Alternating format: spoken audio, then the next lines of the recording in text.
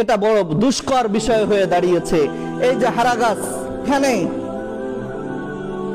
এক নয় দুই নয়, পুরো 200টা পরিবার মুসলমান থেকে খ্রিস্টান হয়ে গেছে, নাউজুবিল্লাহ।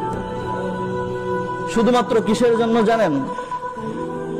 কাউকে একটা 10,000 টাকার একটা চেক দিতে চেয়েছে, কাউকে একটা ঘর বানিয়ে দিতে চেয়েছে, কারো টিনের ঘর নেই, টিন দিতে চেয়েছে।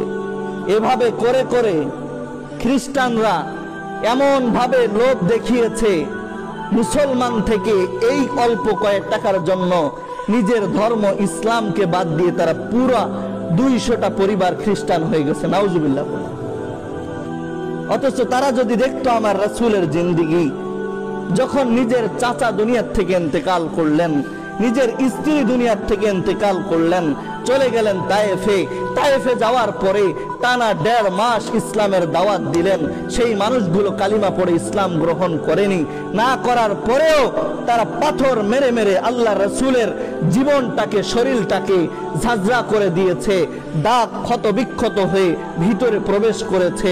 আল্লাহ রাসূলের সহধর্মিনী স্ত্রী হযরতে আয়েশা সিদ্দিকা রাদিয়াল্লাহু তাআলা আনহা একদিন রাসূলের শরীর মোবারক বুলাতে গিয়ে যখন দেখলেন শরীরের মধ্যে বড় ক্ষত ক্ষত দাগ হয়ে আছে, চাল্লির মতো অবস্থা হয়েছে, আল্লাহ রাসূলকে জিজ্ঞাসা করলেন, ইয়া রাসূলুল্লাহ, তোমার কি ছোট বয়সে কোনো বসন্ত ফুটে উঠেছিল যার দাগ আজ পর্যন্ত রয়েছে?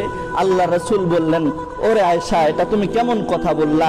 যেই শরীরের মধ্যে মশা মাছি পর্যন্ত পড়া আল্লাহ নিষেধ করে দিয়েছে, সেই শরীরের মধ্যে বসন্ত উঠবে, এটা তুমি কেমন কথা বললা? আরে না না আয়েশা, তুমি জানো না, যখন আমি তায়েফে গিয়েছিলাম, তায়েফের লোকগুলো আমাকে পাথর মেরে মেরে এমন রক্তাক্ত করেছে, সেই পাথরের জখমগুলো, ক্ষতগুলো আজও শরীরের মধ্যে বিদ্যমান রয়েছে। আমার রাসূল তো এভাবে ইসলাম প্রচার করেছিলেন, কিন্তু আজকে মানুষ সেই রাসূলের আদর্শ ইসলাম ভুলে গিয়েছে। সামান্য 10,000 20,000 টাকার জন্য, এক বাইন টিনের জন্য ইসলাম ধর্ম ত্যাগ করে খ্রিস্টান হয়ে যাচ্ছে, নাউজুবিল্লাহ। এর চাইতে লাঞ্ছনা আর মুসলমানের জন্য কি হতে পারে?